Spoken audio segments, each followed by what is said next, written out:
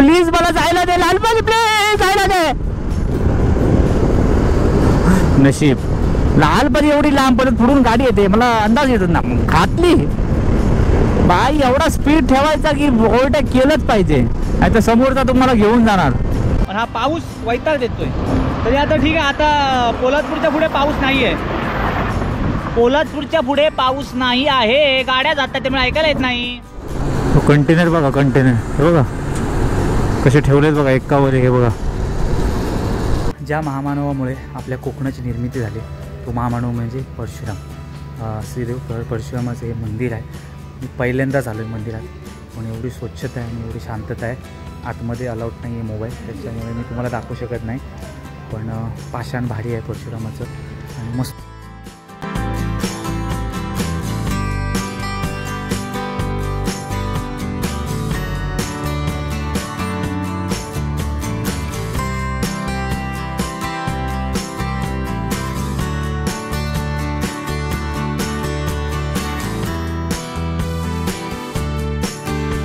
हे बघा, इथून आता चिपळूण आहे 55, राईट साईडला इकडे देवरुखला जायला, आणि पोलादपूर आहे 119 किलोमीटर.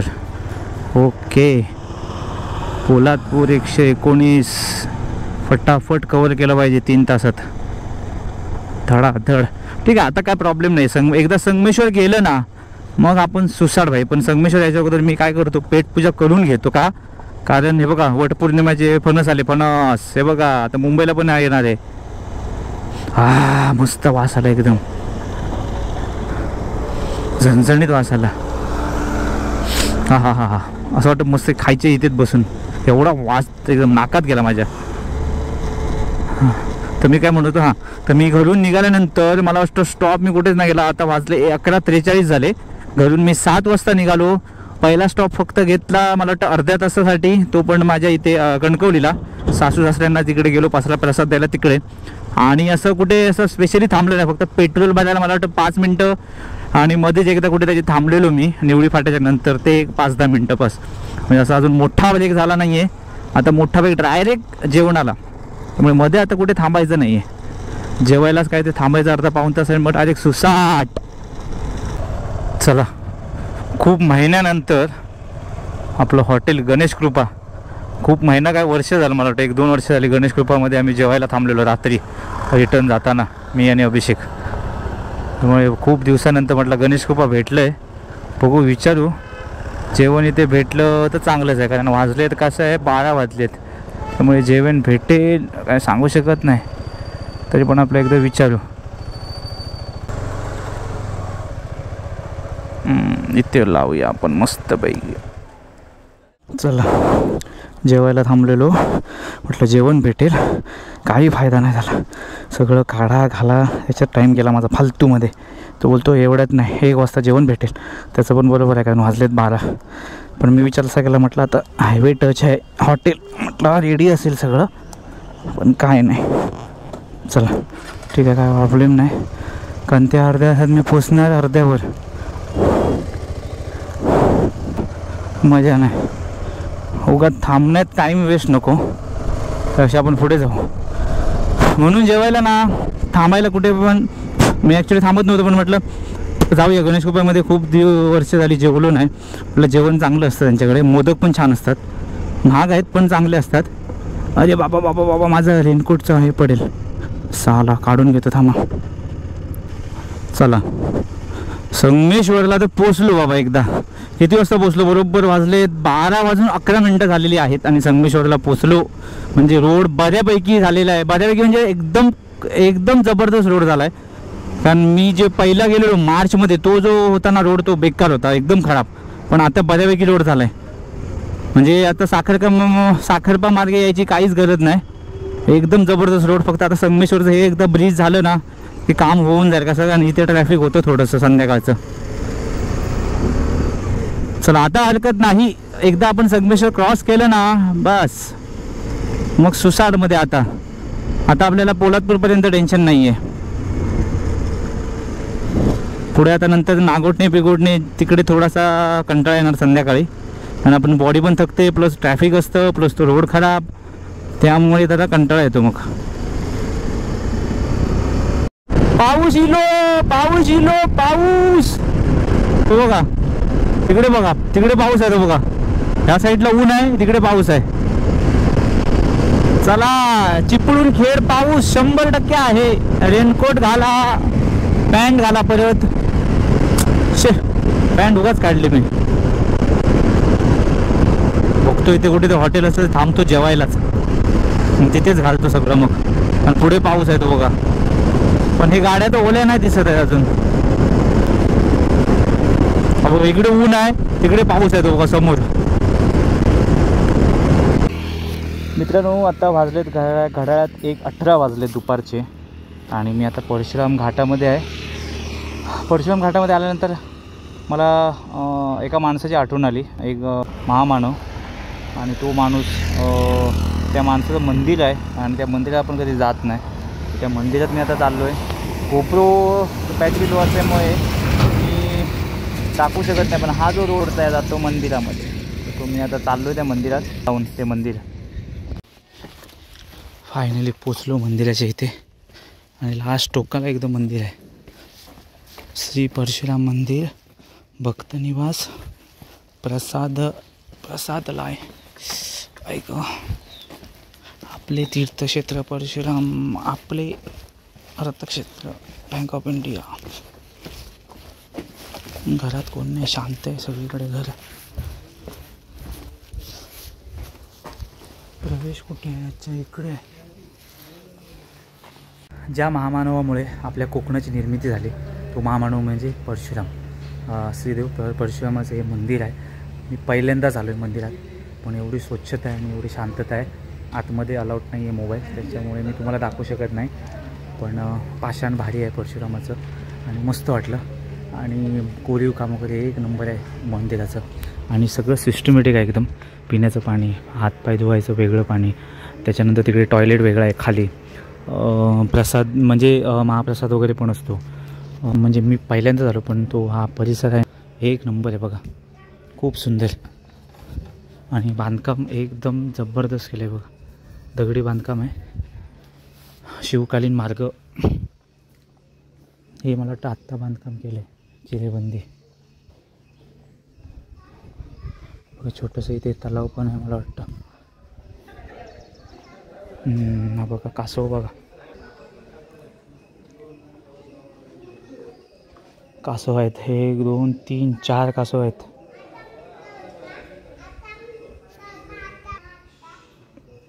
मस्त मंदिर आहे आणि भारी वाटलं एकदम. आणि शांतता एकदम. मला वाटतं बरेच लोकांना माहीत पण नाही, बरीच लोक आली पण नसतील. मीच पहिल्यांदा आलो आहे. त्यामुळे अशी मंदिर आपण ना चुकवली नाही पाहिजे, अशी देवस्थानं. वा वा वा, मस्त बनवले बघा. वा एक नंबर.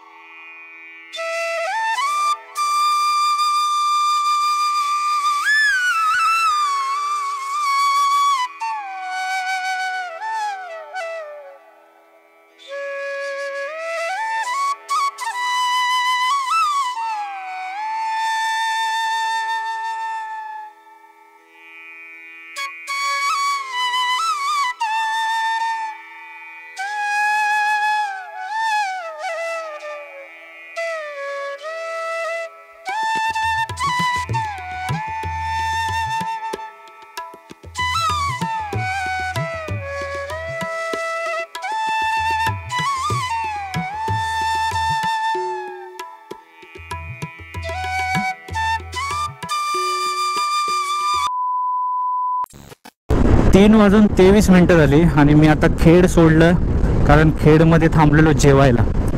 तर आपला जेवायला पाऊण तास गेला. तर आता 3 वाजून 23 खेड सोडलं.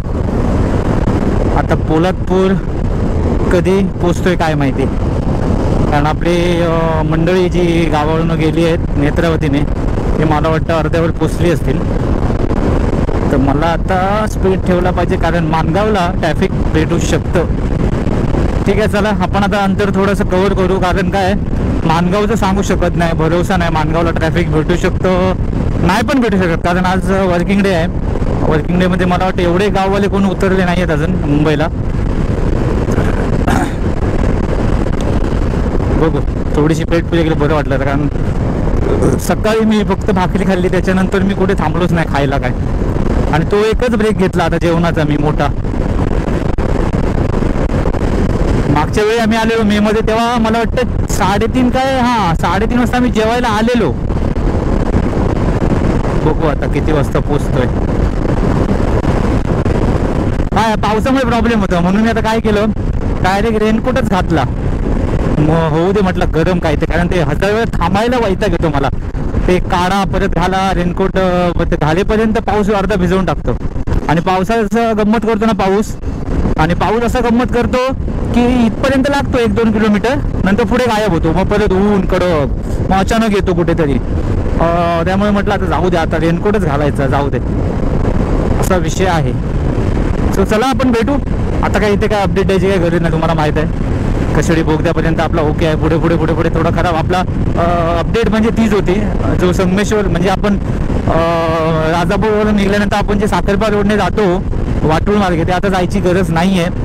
आता तुम्ही मस्तपैकी सुरक्षित आपल्या मुंबई गोवा हायवेनेच येऊ शकता, पाली बिली सगळं करत. मी तर म्हणतो, मला तर वाटतं ना ऑगस्टपर्यंत, म्हणजे गणपतीला जाईपर्यंत मला वाटतं 100% काम पूर्ण होणार. ते एवढं स्पीडमध्ये काम चालू आहे आणि अजिबात खड्डे नाही आहेत, एकदम क्लिअर आहे रोड. त्यामुळे आता ते साखरपा वगैरे करत जायची गरजच नाही. मी सगळ्यांना सांगतो, एकदा हवं तर तुम्ही जाऊन बघा. आता माझ्या मागे कोण जातील ना जुलैमध्ये वगैरे, त्यांनी तिकडून डायरेक्ट जा तुम्ही मुंबई गोवा हे पकडा. साखरपा मार्गे जाऊच नका, फालतूमध्ये आपले 15-20 किलोमीटर एक्स्ट्रा वाढतात तिकडे. कारण आता माझं बघा, मी घरातून निघाल्यापासून आता माझे टोटल किलोमीटर झाले 285, आणि मला 4 दिवसाचे किलोमीटर किती झाले मला टोटल मारावे लागेल. महाड आता 41 किलोमीटर आहे इथून, आणि पुढे पाऊस आहे 100%. म्हणून मी सगळं रेनकोट बघा, रेनकोट सगळं घातलंय रेडी मध्ये. बाय रेडी आपण घ्या.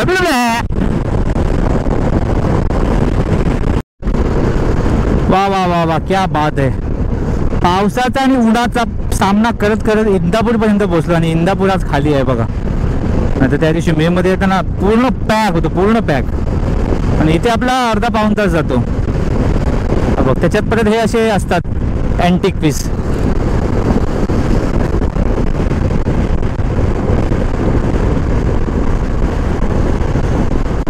चला, अरे बाबा बाबा बाबा बाबा, हा पटला जोरला.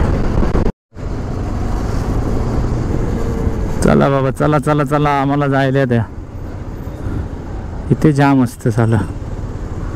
कसं आहे, बाजारपेठ भरते इकडे, त्याच्यामुळे हे सगळे जरा ट्रॅफिक असते संध्याकाळी. मला वाटतं मी लवकर थोडं आलो म्हणून मला एवढं नाही भेटलंय जाम. पुरा पॅक असतं, पॅक, कंटाळा येतो. हे बघा, त्याच्यात परत हे असे. हाय ग बाबा, देवा परमेश्वरा, पांडुरंगा, अरे माय बाबा.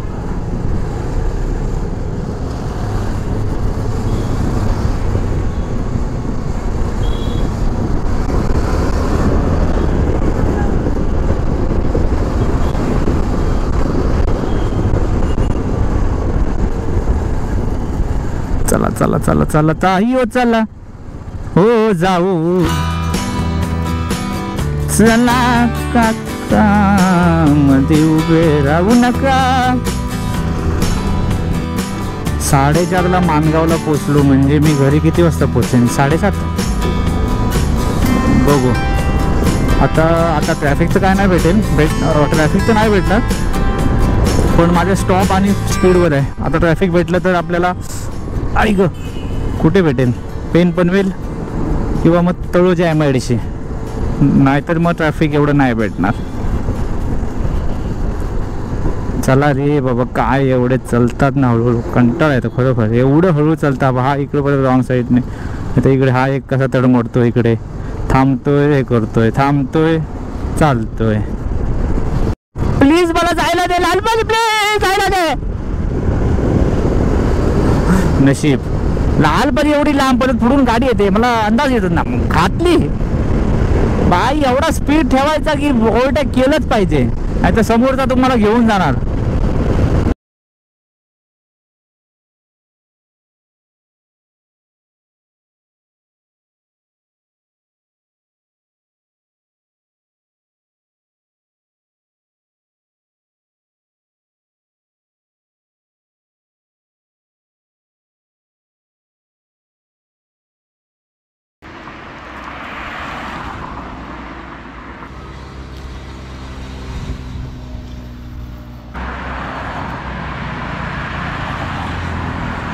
थोडा वेळ थांबलो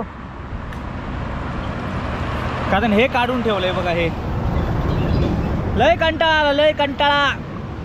ऊन पाऊस खेळून खेळून वैताग आला म्हणून हे आता काढून ठेवलं. आता म्हटलं भिजलो तरी चालेल पण घालणार नाही. घातला की ऊन येतं आणि आता काढून ठेवला. आता पाऊस येणार पुढे. नॉनसेन्स.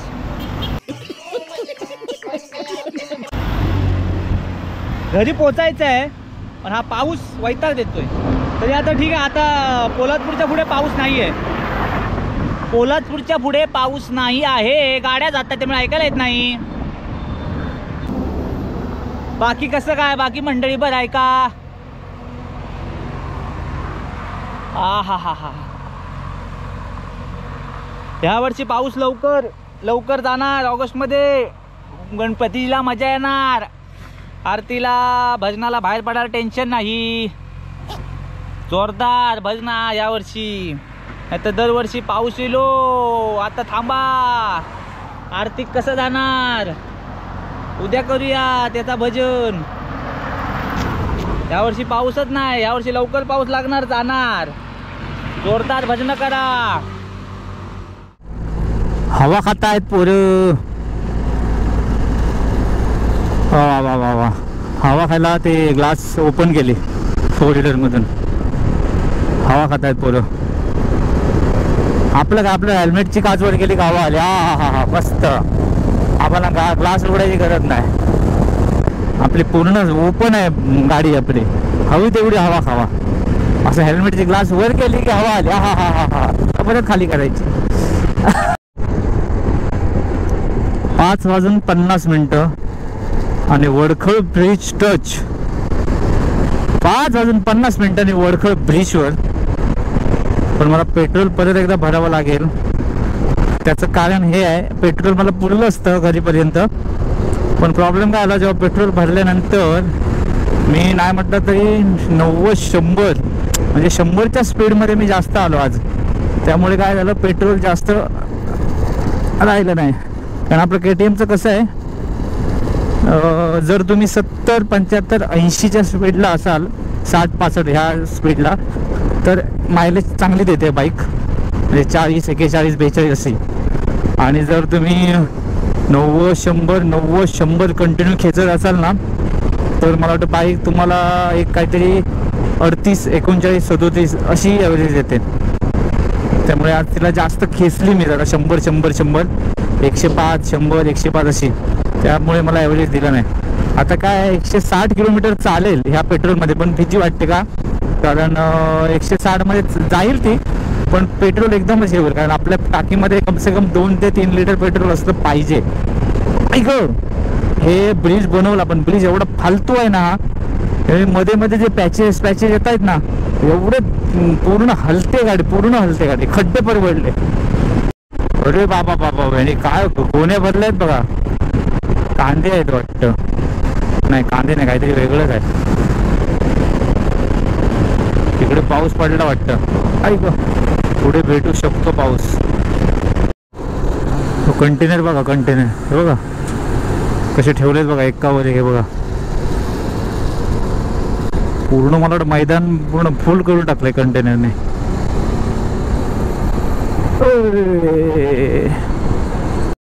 चला बाबा, तळोजा MIDCचं एकदा पोचलो. आता हरकत नाही. हा एक मोठा सामना असतो तळोजा MIDCचा. आता अजून शिळफाटा इथून 15 किलोमीटर आहे. म्हणजे मला अर्धा तास, म्हणजे ट्रॅफिक नसेल तर. रनिंगमध्ये असेल तर काय वाटत नाही, पण असं स्टॉप झालं एका जागेवर की झाला.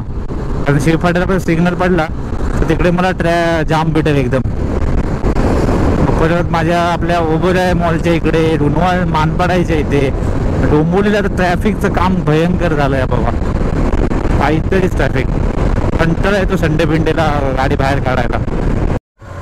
हे बघा झालं जाम. सिग्नल भेटला वाटतं. आता मला जरी जायला दिलं असतं मी गेलो असतो, पण हा जायला देणार नाही. आणि मी इकडे घालू शकत नाही चिखलामध्ये, भीती वाटते रुतेल तर. आणि हा बाबूराव स्वतः जात नाही, मला पण जायला देत नाही. काय रे बाबा, कंटाळा आहे. गेला तर जाऊन काय करणार, तिकडे उभा राहणार. म्हणजे तू पण जाऊ नको, मी पण जात नाही. मला इथे जाईल का काय माहिती, भीती वाटते ह्यांच्यात घालायला. टर्न बसणार, टर्न मारताना मागचं चाक स्किट होणार. MIDCत आपला हाच प्रॉब्लेम आहे, ट्रॅफिक आणि आता खड्डे पावसात.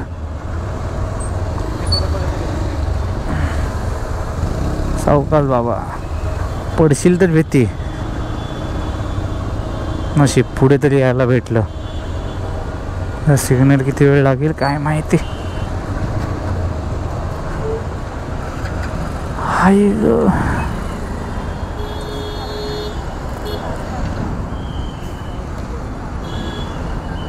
पुढे यायला भेटलं तरी बस झालं. एवढं पहिल्यांदाच मी दिवसा ढवळ्या डोंबिवलीत पोचलोय. बरं वाटलं जरा, लवकरात लवकर घरी पोचेन. मस्त आंघोळ करेन गरम पाण्याची. रविवारी आम्ही सकाळी निघालोय. रविवारी अक्कलकोट केलं, अक्कलकोटून मंगळवारी सोमवारी आम्ही गेलो गाणगापूरला. मंगळवारी गाणगापूरवरून परत आलो आम्ही तुळजापूरला. बुधवारी सकाळी उठून आम्ही गेलो परत पंढरपूरला. आणि पंढरपूरला दर्शन घेऊन डोंबिवलीला जायचं होतं, पण आम्ही गेलो आमच्या गावी कुडाळमध्ये. तर ते कळत नकळत तो प्लॅन झाला आणि अचानक बायनक ध्यानीमनी पण नव्हतं, पण तो झाला आणि सुखरूप आम्ही घरी पोचलो सगळेजण. प्रवास छान झाला तुमच्या कृपा आशीर्वादाने.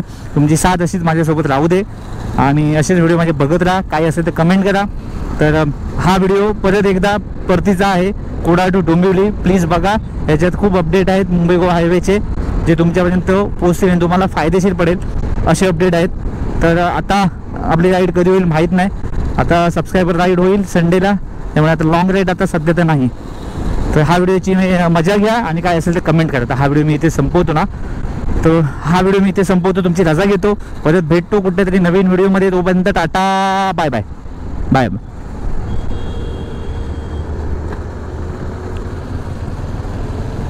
हा व्हिडिओ मी इथे संपवतो. तुमची रजा घेतो. परत भेटतो कुठेतरी नवीन व्हिडिओमध्ये. तोपर्यंत टाटा, बाय बाय बाय.